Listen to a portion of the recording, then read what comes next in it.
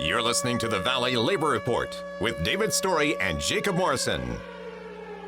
The time has come for America to hear the truth. We are going to stand with them, and not only are we going to fight for their rights, but we're going to stand up for our rights here in our state, in our homes, and in our community. One day longer, one day stronger. One day longer, one day stronger. Because the future of labor's rights in the United States of America is not going to be decided in the courts. It's not going to be decided in Congress. It's not going to be decided on talk radio, and it sure is not going to be decided on Fox News. For the union makes us strong. Solidarity forever. Solidarity forever. Good morning, Tennessee Valley. This is the Valley Labor Report, Alabama's only union talk radio show. It is Saturday, June 13th, 2020, and my name is Jacob Morrison, here with my co-host and fellow agitator, David Story. We are broadcasting live online and on the radio in the Huntsville, Decatur, Athens listening area from Athens, Alabama. Today we'll be talking to two registered nurses from St. Mary's Hospital in Pennsylvania. They just won their union election, and they'll be talking to us about what it's like organizing a union today and why it's so important. Later, we'll be trying to tackle some common myths about unions, and we'll be taking your calls. All this and more on today's Valley Labor Report. So like I said, we'll be talking to, we've got two nurses on the line from Pennsylvania. We've got Joe Gentile. He's a critical care nurse. He's been a critical care nurse for over 40 years, and he's worked at St. Mary's for more than 30. Bill Engel is an RN. He's been an RN for more than 24 years, and he was a Navy veteran in the hospital corpsman. Folks, we're really happy to have you on the line today. Thank you so much for joining us. And so if you could, we read that you won your election on August 24th of last year. We're really happy about that, obviously. So if you could kind of talk to us about when the people in your hospital started talking about unions, and if you could tell us what were some of the main reasons that started people talking about it and being interested in it. Go ahead, Joe. Yeah, so hello, Alabama, and good morning from Pennsylvania, the great Northeast here. So, yeah, we had a wonderful hospital. It went from a small community hospital to a great major medical center in our area. And what happened was, about 4 years ago, we were taken over by Trinity Healthcare. It was at that time that the degradation and dissolving of all the good things that we built up over these many years started to happen. And people started to notice, specifically nurses, that not only staff, nurses and physicians, were leaving, they were being put upon, supplies were disappearing, supplies were being less than what we had had. See, we had built up such a good reputation, and now that all started to insidiously dissolve. And it really culminated with two of our really good ICU, CCU nurses being fired over process and not really over character or what phenomenal nurses they were. And this really upset us. We were already on edge because we saw our shared governance model, the magnet model, our shared governance model being dissolved into more of an autocratic thing. And we said, wait a minute, as nurses, as experienced nurses, as more mature nurses, something's amiss here, something's wrong. And that's what started our trek to say, we are losing our voice. We did sit with the administration for a year and a half, our CEO, our CMO, our CFO, and our CNOs, several of them because they were fired frequently, and our directors, and said, hey, let us help. We're on the front line. We're nurses. We know what the solutions are. We know what the problems are.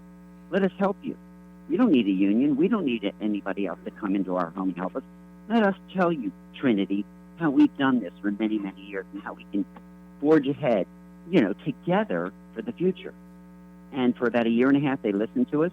They took that information, they stabbed us in the back, and they tried to get a ton of us disciplined and or fired because they didn't want to hear nurses having a voice.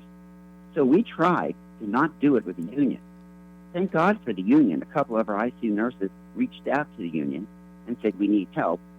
And when I heard that, I coupled with them and said, okay, let's hear what they have to say. And I had the first 3 or 4 meetings in my backyard on the patio with them. And then we had several meetings in my own home in the next 3 or 4 months, gathering more and more people, finding out what the union was all about. As a conservative Christian constitutionalist, white gentleman, old grandpop, I did not want a union.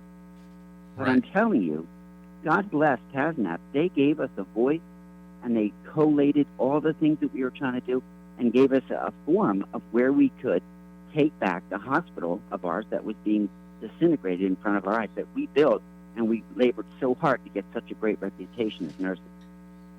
Right.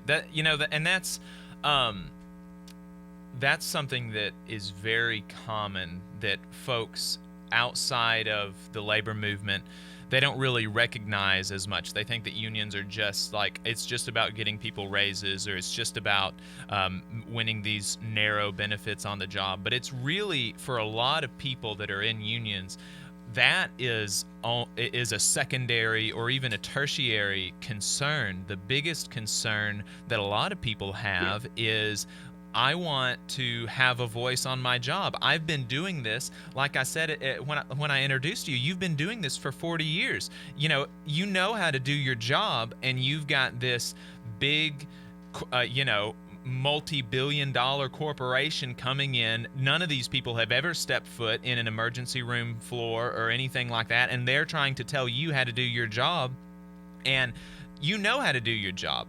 And that you tried to tell them, they wouldn't listen, and the only way you could make them listen is through having a union. Yes, that's correct. I mean, the biggest thing with us nurses was as they were doing all the cutbacks, it started to put the patient's safety in jeopardy. And as nurses, our first calling in the medical field is, do no harm. And we always call them the suits, because, they sit in their offices and they count numbers and all those things. But to us, it's much more. I mean, it's a way of life.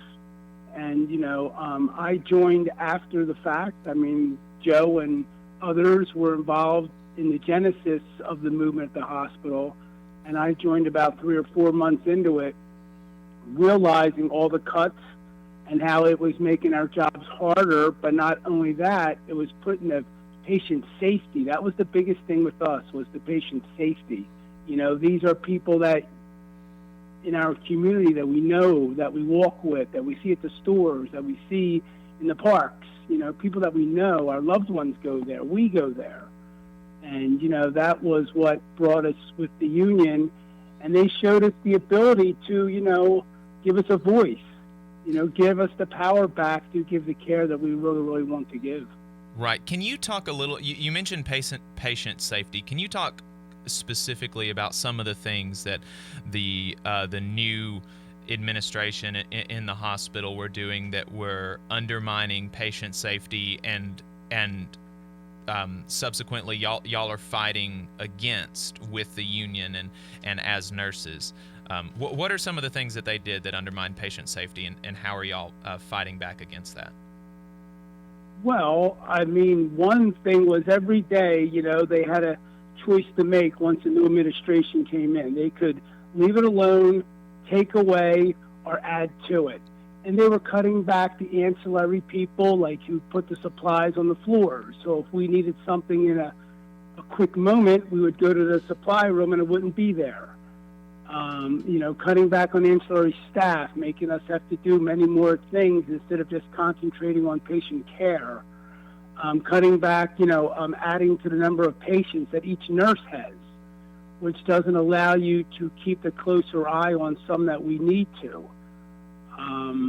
Joe, do you want to? Yeah, Bill, you hit on it right on. Yeah, you hit on it, Bill. It really was staffing and supply. They started cutting staffing and supplies, and then saying, well, we're not going to rehire once we lost nurses. We're not, and those who we are going to rehire, our wages were 15 years behind every other hospital in our area's wages. And so we couldn't attract or retain good nurses. They'd come out of school, they'd come to St. Mary's, they'd stay for 2 years, and they'd leave. So the staffing, Bill said it very easily, it was safety and staffing. Staffing was being slashed and cut, bonuses or accreditations and stuff that nurses were getting, they were being cut and slashed too. So if you had the certification like your CCRN, we were getting some money for that before. Now they're cutting and slashing that, taking away education days. So what it was a real decimation of the nursing department and cutting away directors and managers and combining units. So we were having less representation from our managers, and we were having the staffing issues were dramatic. Not in my area where I was at, but in the house-wide area. And I think this is what was so important about it. The union gave us the ability to get out of our own silos and see what was happening in the rest of the hospital and how devastating our emergency department was being with staffing or our critical care area. And so it was really interesting to see, oh my gosh, we thought it was bad in my unit. It's 100 times worse in another unit. So that understanding is what really galvanized us to say, it's unsafe. It's unsafe because of staffing and supplies. We got to change it. Right. So, Bill, you mentioned that you were a convert, so to speak. That you were not on board from the beginning of the union movement at this hospital, and so obviously, there was a reason that you weren't on board at the beginning. So you were kind of in the anti-union campaign, so to speak, at the beginning of it. So can you speak to some of the concerns that you had as somebody who was not for the union, and what have you seen since then as far as any of those concerns come to fruition, or were any of them valid, or and if not, what was it that showed you that your concerns were not really warranted? Concerns in what regard? I'm sorry? Concerns in what regard? In what regards to what? Just generally speaking, like why were you against the union at the beginning of the campaign, and what brought you over?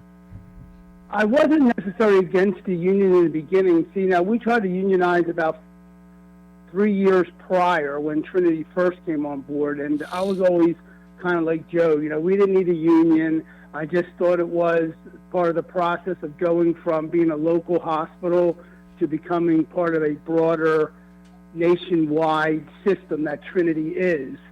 But then, I figured, okay, we'll give it 2 or 3 years. And like I said earlier, as time went along, they just kept cutting. Like Joe said, they cut directors, they cut staff, they didn't rehire nurses.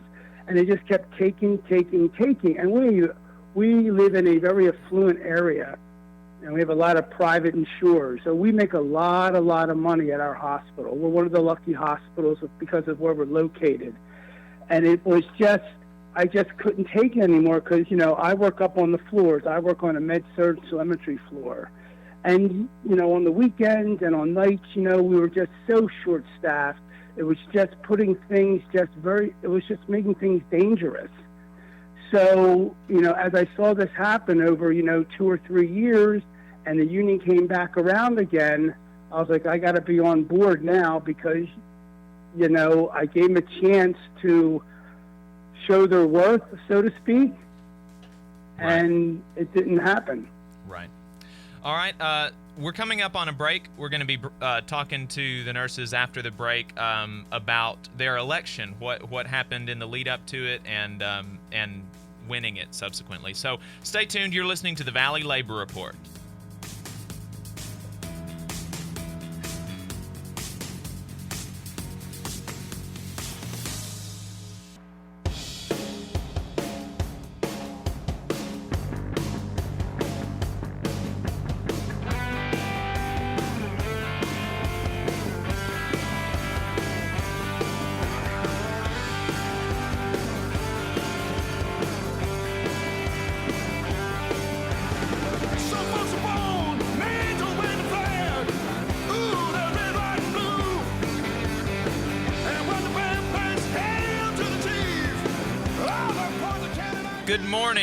Tennessee Valley, welcome back to the Valley Labor Report. My name is Jacob Morrison, here with my co-host David Story.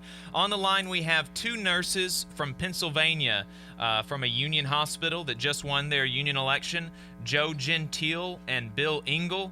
Between the two of them, more than 60 years of nursing experience. Thank you so much for coming on the line with us today. So if you could talk to us about the actual union campaign. What were some of the obstacles that y'all faced in the run-up to your union election? What were some of the tactics that the hospital tried to pull? I guess I could start out with that. I mean, well, first thing they did was they hired what's called union busters, and they picked a group called Brent Yessen and Associates from Tampa, Florida. And they're hired by corporations to come in, and they spend millions of dollars, hundreds of thousands of dollars to muddy the waters. There's a Section 7 of the National Labor Relations Act that gives employees the right to unionize. And what the union busters do is they try to blur the lines. They try to get you not to believe in the rights that you have. Like each place of employment has solicitation policies. And believe it or not, the more you are out front with what you want to do as far as a union, the more the protections you have.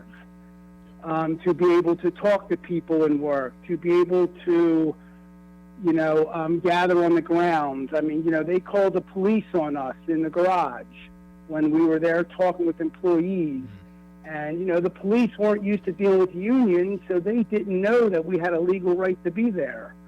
But as it comes to find out, they did find out. And we actually filed what's called a ULP, an unfair labor practice against the hospital, and we won. And I sent that to you earlier, Jacob. And they had to post it in the hospital saying, all the things that, they will not do to us. And it was all based upon all the different tactics that they did. Joe has some personal stories he can share with you in that regard, Joe. Sure. So what happened was, for 30 years, many of us were heroes in the hospital. Many of us were well-respected and honored. And when Trinity took over and we started to see the degradation of all that, we started talking about unions. And within days, we went from heroes to villains. And they vilified us. They literally sent out flyers with pictures of us defaming and slandering our character. Wow. They wanted to incite us so that we would either try to sue them or get all crazy in the head about it so that we wouldn't continue this fight. I'm telling you, it was diabolical. It was wicked and evil. They hired these lawyers to do that, and they really, really tried to destroy our character. But for people who know us in our community and in our hospital family, 600, 800 nurses, they realized this isn't right. So everything they tried to do to us, to tear us down, actually backfired on them because people knew who we were and what our character was. And all I say to nurses who are trying to do this, stay the course. It's going to be a wicked and evil fight. You can go from hero to villain in a minute. And we're caregivers. We're not truly fighters. We're caregivers. And so they're going to work on your sympathies. They're going to try to get inside your head and twist things so that you don't even know what is upright. And they're going to try to get into your soul and say, what you're doing is wrong, you got to stop. But we, as nurses, we didn't know our rights. I didn't know my rights. And at one point, like Bill said, I told them, if you want me to leave this place, because this is my federal right to organize and to talk to my fellow nurses as they come out and go into shift, you're going to have to move me because I'm not moving. And I'm a 63-year-old guy. And I'm a small guy. I'm like, you're going to have to move me. And I'm thinking, I don't believe this is coming out of my mouth. And then they came out and they tried, but they didn't want to touch me. Then I said, look, just call the cops if you're that chicken. So they did. 3 policemen came up, and then it was kind of crazy. I talked to the police officers. I know them. I knew one of them. Wow. And I said, guys, this is my federal right. You better check the law. And they said, yeah, well, but wait, because they didn't know it, right? But this is what they're going to do. The fight is going to get ugly and diabolical. Stay the course because your federal rights are protected. Correct, and they will try and divide you. But one thing we found out was that, like Joe had spoken earlier, just the way the hospitals are set up, you're kind of siloed off. Nurses in the OR impact you. They don't get a chance to see nurses outside and other places. But just from us in the organizing campaign, we got to speak to each other, and we realized we all felt the same way, that we're all going through the same feelings. So really, the organizing campaign made us stronger as nurses with each other and more understanding. And they tried to keep dividing us, and it just didn't work. It was great, actually. Hey, guys, we appreciate y'all coming on. This is David. One of the things that really bothers me is they always try to demonize the folks that are organizing a union for a democratic voice on the job, but they don't never want to look introspectively and look at exactly what they're doing to the patients that's on the floors, what they're doing to the patients that's in the ER, and what they're doing to the overall well-being of the nurses that they're employing. And that's I'm dealing with nurses right now organizing in Gadsden, and they come out with a fierce anti-union campaign talking about the nurses are just greedy, but it's these private equity firms that buy up these hospitals and start cutting costs with absolutely zero respect for the patients that's coming in every day. Oh yeah, that's because they're bean counters, they're number counters. Those are people who are they treat the patients like widgets, like manufacturers. You know what I mean? They just treat it like if there's less people on the assembly line, it doesn't matter. But these are not inanimate objects that we're dealing with. These are people who have feelings and emotions and all that stuff. So they'll never undernd it. And most of them that's where the nurses need to come out and just tell their stories. Yeah, and most of them are paying real good money to be taken care of properly. It's not like the insurance companies are cutting the costs for any of us out here paying for health insurance. Exactly right. Yep, we're coming up on another break. If it's all right with y'all, we'd like to bring you on for one more segment. We'll be talking about your contract negotiations. I'm interested in hearing how they're going and what's happened after the union election. Stay tuned, folks. This is the Valley Labor Report.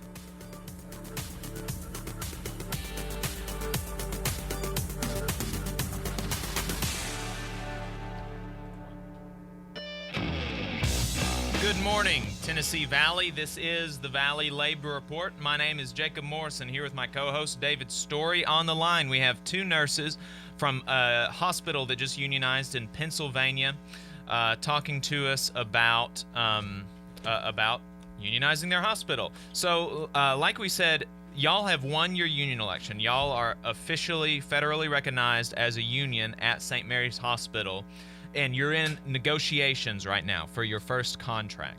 Can you tell us how that's going? Do y'all have representatives from your hospital sitting at the table? How are you getting what the major concerns are from the nurses? Are y'all sending out surveys? Just to walk us through what the negotiation process looks like. What does it? Yeah, just walk us through that. Joe? Yeah, so first we started out with surveys, like you said. The surveys were sent out to every nurse in every department, and those surveys tell us what the nurses' needs are, what their concerns are, what their hopes are, what their dreams are. So we said, just tell me all about your experience and what you need to do your job excellently, not just well or, maybe even mediocre, but excellent. So then we collate those, and we get together. We didn't even actually yet elect a leadership team, but all of us really work with such amazing synergy. There's probably 20 of us now working together, and we get that information, and then we sit down probably 3 or 4 times a month with our hospital administration, who they've picked to do the negotiations, and Trinity has sent a negotiator to be kind of lead on that.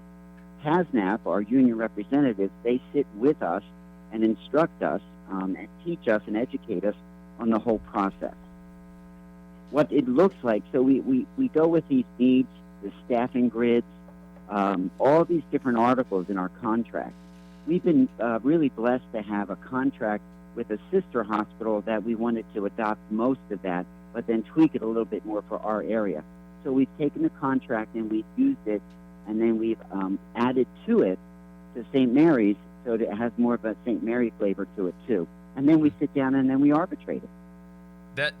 And you know, so I have worked non-union jobs, and I know people that have worked non-union jobs, and just the thought that you and your coworkers get to write and democratically bargain on what your employment contract is. I mean, that's just so cool for me. I think that is just amazing, and I know a lot of people would love the opportunity to help. I mean, literally, y'all are helping draft the language that y'all will be working under. I think that's so cool. So so American. Yeah, right, right.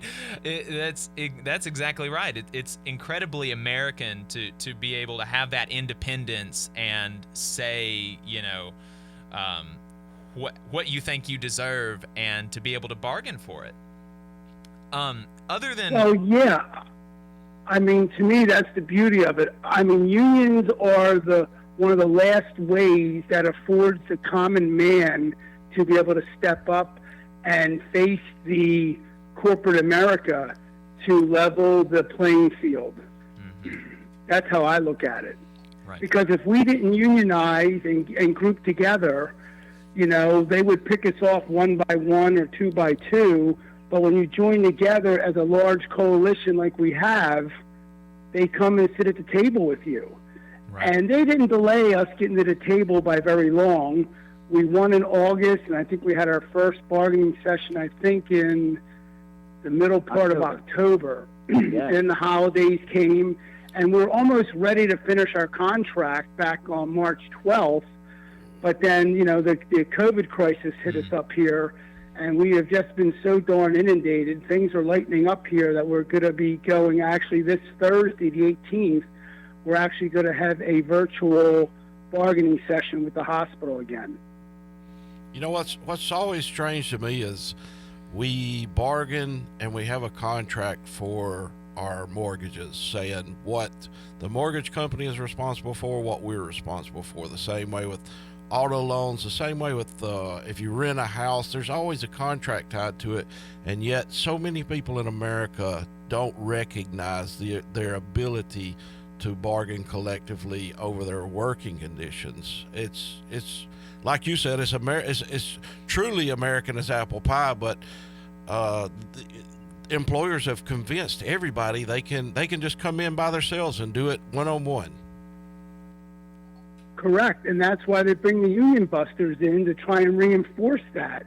And it gets very, very scary because along the way you think you're going to get fired, you think this is going to happen. And like I said earlier, you know, the more you're out front with wanting to unionize, it gives you a whole set of protections that most people, and us included, you know, we had no idea. And that's where the people from PASNAP gave us the courage, the ability, and the information to know what our rights were. But those union busters are very good at what they do, but we stood up to them and we beat them, and it was a great thing. Right. So other than negotiations, now that you're officially unionized, can you talk to us about how the committees are coming together and the people at the hospital, the nurses, are working together in solidarity? Like, have you done anything else outside of negotiations? Talk about the vigil, Joe. Yeah, we've done things to bring back the character of St. Mary Medical Center that has been taken away from us.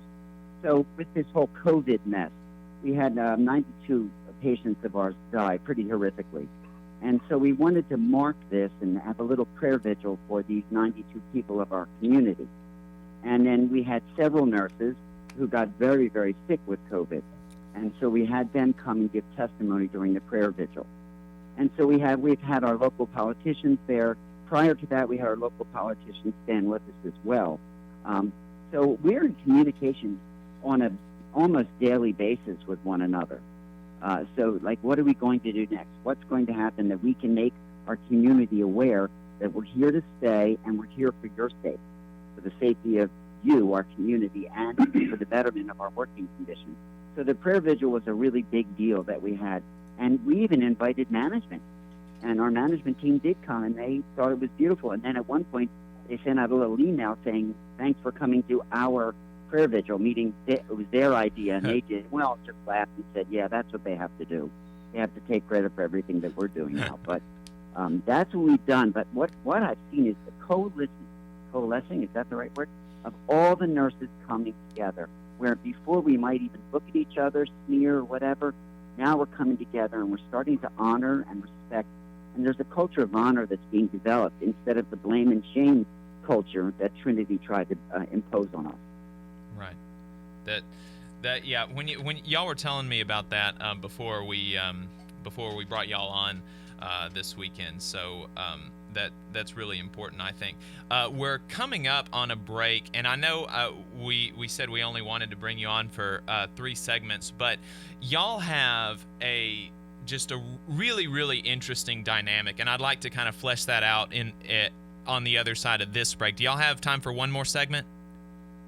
Sure. Okay. So just to kind of let the audience in, we alluded to it at the beginning, but Joe is a self-described right-winger, constitutionalist, a Christian conservative type person, and Bill is like an ultra-liberal type person, and they're able to go above their political differences and recognize that they are brothers, and they're brothers and sisters with their co-workers, and they have more in common than they have that divides them. And so they're able to work together, and they're passionate about the union together, and they're and so that's I want to give them a chance to flesh that out on the other side of this break. So stay tuned, folks. We'll be talking about that on the other side. This is the Valley Labor Report.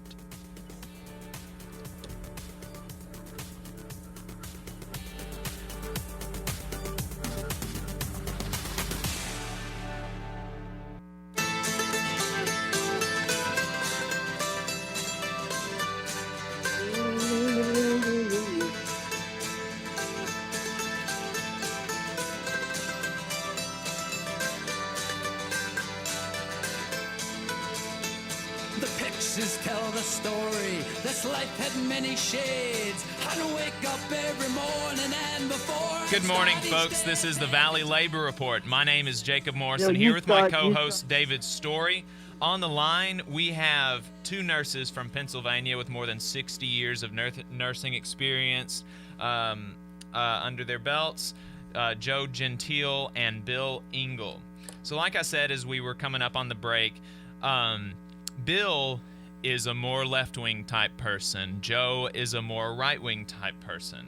And this is something that David and I have been harping on since we came on the air, that unions are truly the great unifier of working people and the working class in America. It doesn't matter what you're going to do in November. It doesn't matter what your thoughts on like this particular issue or that particular issue is. Like, all you've got to do to recognize that unions, that the labor movement is good, is recognize that you and your brothers and your sisters on the job deserve more. You deserve a voice on the job. You deserve to have a say in how your workplace is run.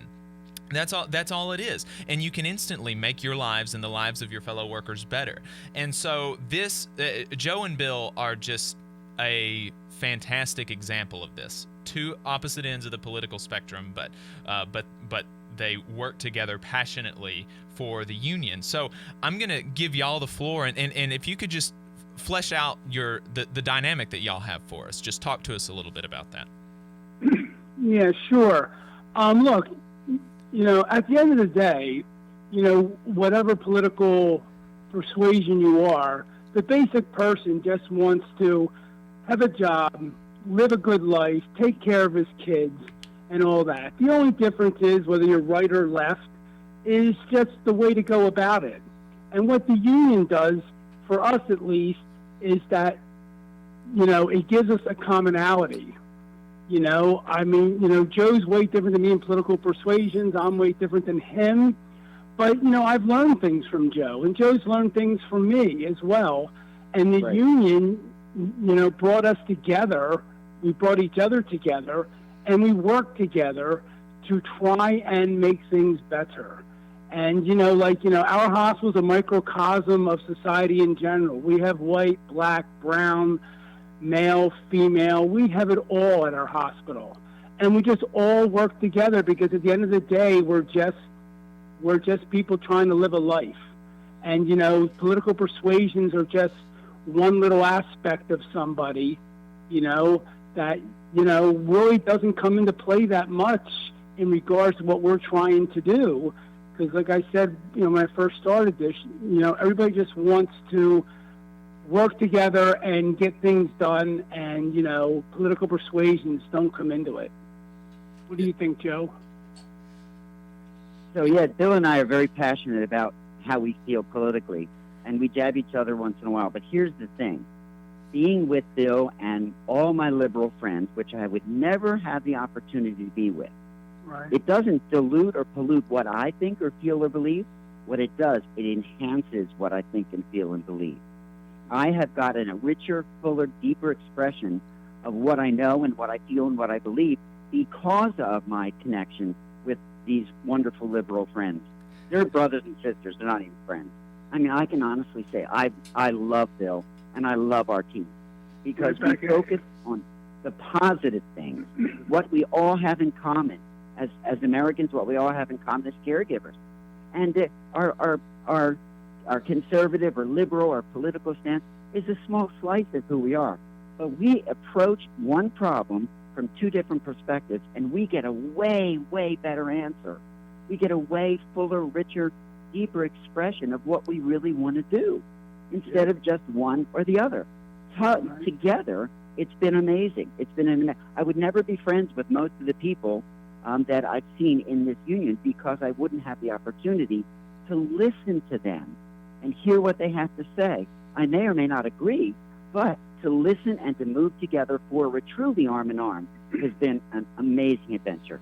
I got to say, guys, it's very rare that I use the word beautiful, but that is really beautiful to listen to that tone of speech from both of you, because the one thing that conservative and liberal talk and TV shows constantly try to do is divide us on political lines. Mm-hmm. And the fact that the union brings everyone together, and Jacob and I both truly believe if you solve a lot of these workplace issues, I think a lot of your political issues start to melt away, because most of your political issues are economic, surrounding different ideologies, but the bottom line is they're economic driven, generally speaking, and through working together you're able to melt those political lines, and it's wonderful hearing y'all speak.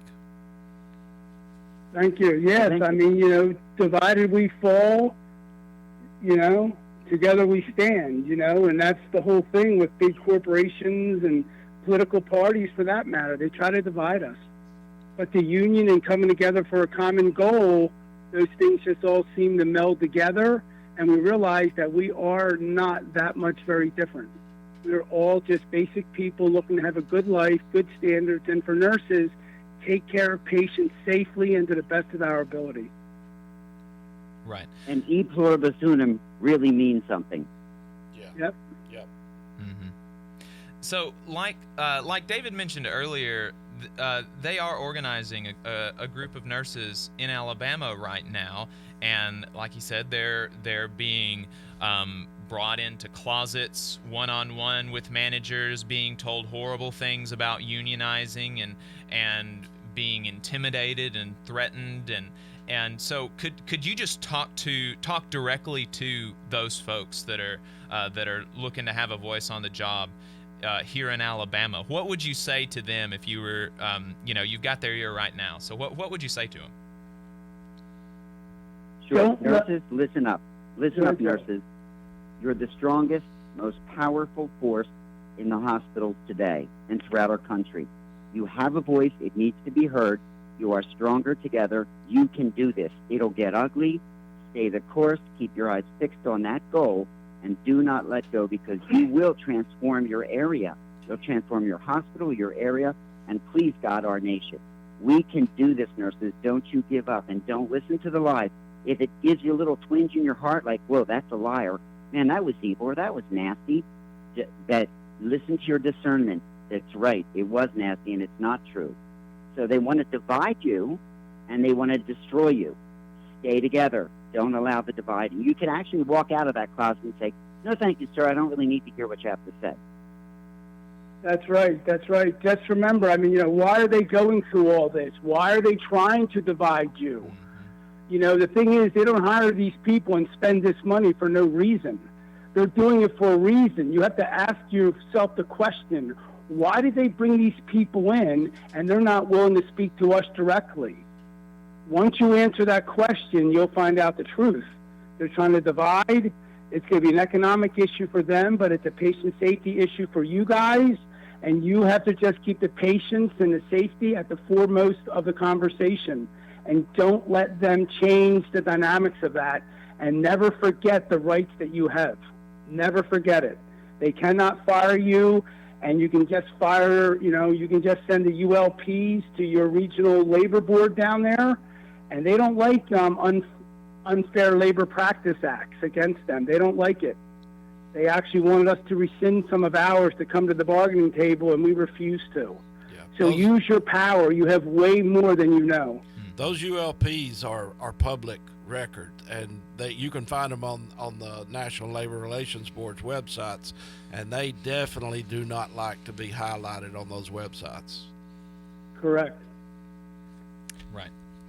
Yeah, and you mentioned something about them having union busters, and you said to just think about it, and more than that, think about the fact that they're trying to tell you that they don't have enough money to pay you a better salary, or to buy you the equipment that you need, or to hire enough nurses for you to adequately take care of your patients, but they've got enough money to pay thousands and tens of thousands and hundreds of thousands of dollars to these big union busting attorneys to come and intimidate you. Something's just not right about that. That's right. That's right. Yep. So thanks for coming on, folks. I Both can't. of us are just terribly happy to have y'all on. Like David said, beautiful is just an accurate description. Thanks so much. Folks, this is the Valley Labor Report. We've got a little bit more. Thanks again, Joe and Bill. Y'all have a good one.